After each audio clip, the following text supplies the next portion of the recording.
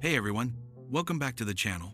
Today, we're catching up with Jeffrey Manchester, better known as Roofman, who once pulled off daring rooftop robberies and even lived inside a Toys R Us.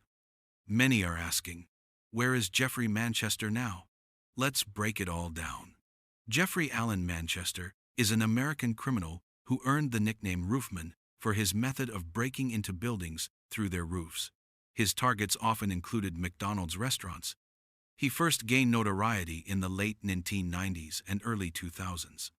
After being sentenced to a long prison term in 2000, he escaped in 2004 and went into hiding, including a stint living inside a Toys R Us and a nearby Circuit City.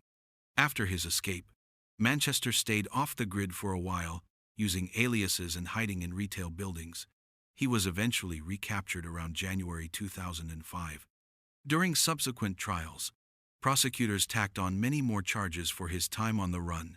In total, he received another long sentence.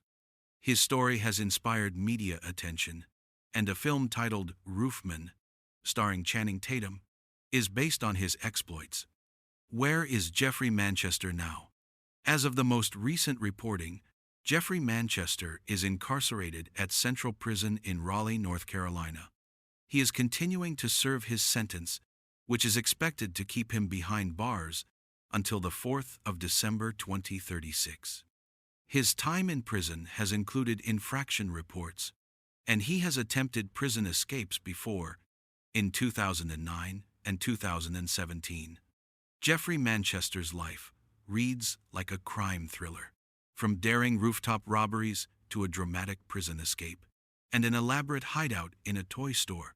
Now, he's back behind bars, serving through his sentence. While his future is locked to the cell walls, his story continues to fascinate true crime fans worldwide.